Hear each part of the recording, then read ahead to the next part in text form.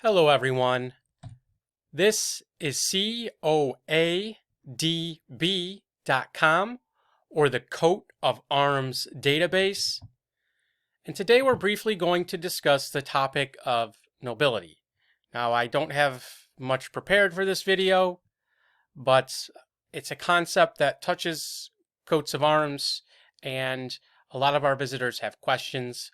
So we're just going to go through this real quick and hope that some of it gets explained. Now, in the British Isles, the system of nobility was called the peerage, and you had dukes, marquesses, earls, viscounts, and barons that were part of the peerage. And that is the order of precedence. Duke is first, then marquess, then earl, viscount, and baron. And there's also a title called a baronet. However, that was not part of the official peerage. So these numbers here are the number of titles awarded by the British or English monarchy. And there was the Peerage of England, the Peerage of Scotland, Peerage of Ireland, the Peerage of Great Britain, and the Peerage of the United Kingdom. And you had the Baronetage of England, the Baronetage of Nova Scotia, the Baronetage of Ireland, Great Britain, and the United Kingdom. As you can see from this chart, dukes being the most important, there weren't too many of those awarded. Relative to, as you see, barons and baronets, there's quite a few more. Now, all of these men and women had coats of arms, and we also get the question of what's an esquire, or what does the title on mean? So, an esquire was the eldest son of a knight and their eldest sons in perpetuity. So they got to use the abbreviation after their name. Also, the eldest sons of younger sons of peers and their eldest sons in perpetuity, as well as esquires of offices such as justices of the peace, or those who hold an office for the crown. And the title on, OHN, stands for honorable, and in the United Kingdom, this was applied to the sons and daughters of viscounts and barons, and the younger sons of earls. So it's an honorary title, it's a courtesy title. Both of these are. And here we see a grant of arms, I believe, to a baron. So these individuals would receive, a certificate on some fancy paper with fancy handwriting, and medals and all sorts of things to make it nice and official. And some of these still exist. You can find them for several $1,000s on eBay if you're interested in buying one. Now, of course, Britain wasn't the only place that had nobility. Of course, France, Spain, Poland, everywhere pretty much. And here we show the Holy Roman Empire. Now, they awarded many titles as well. And here we see the ennoblements that occurred in a 75-year period in the 18th century, where between three Holy Roman emperors or empresses with Marie Theresa, you had over 1,000 total titles awarded to people throughout Europe. And the German title equivalents, you have Herzog for Duke, Fürst for Prince, Graf for Count. A baron is a Freiherr, and a knight is a Ritterstand. And here we see a document called an Edel Brief, or a Edelstand or Edeldiplom, and it's basically the ennoblement documentation given to the person from the emperor.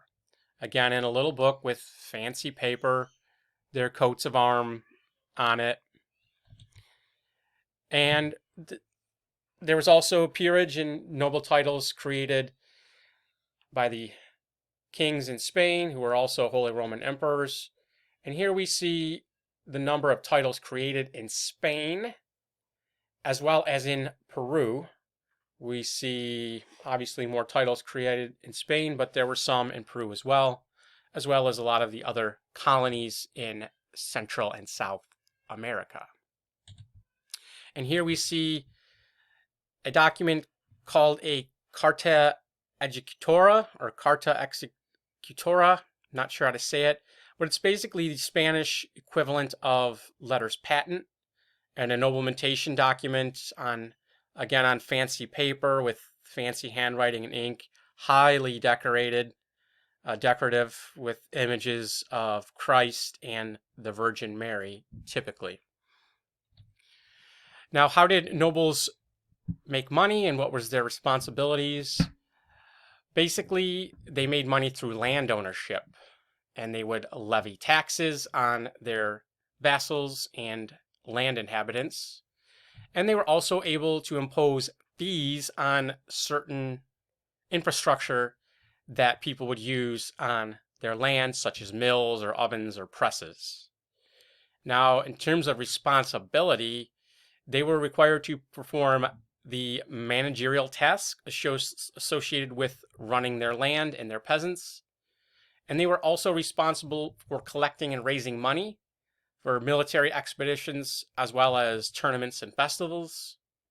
And in feudal times and at certain times, they were expected to provide a number of well-trained soldiers and to provide for them.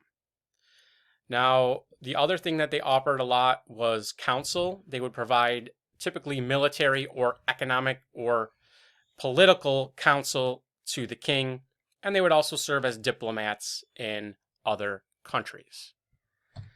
And lastly, there's a conception, oh, well, none of us are descended from nobility, or nobility didn't make it to America. That is absolutely not true. And the first part to discuss would be the second sons who came to Virginia.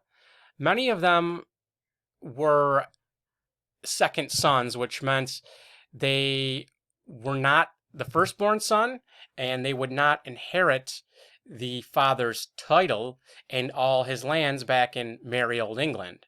So if they weren't cut out for a life in the military or clergy, they often came to the colonies to make their fortunes, and they made up the backbone of the Southern gentry.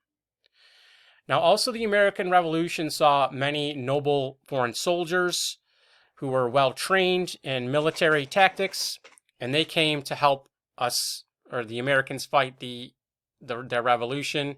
You had officers from Germany, France, Spain, and Poland, such as Casimir Pulowski, a British count, Johann de Kalb, a French-German baron, and Gilbert du Motier, a French marquis. Now, most of them did return to their countries, but some did have descendants in the United States. It's also estimated that over 10,000 German nobles who lost or abandoned their titles went to America, and one of those was Baron Harmut von Bühlwitz. It's also estimated that around 8% of the Spanish population descended from nobility. However, in Spain, they were typically hidalgos, which was kind of a lower form of nobility, where they basically were important citizens who didn't have to pay taxes. And then after the Russian Revolution, the Bolshevik Revolution, many members of the Russian nobility fled to Europe and North America. If you have any questions about nobility or coats of arms, please let us know in the comments, and we will do our best to try to answer them. Thank you.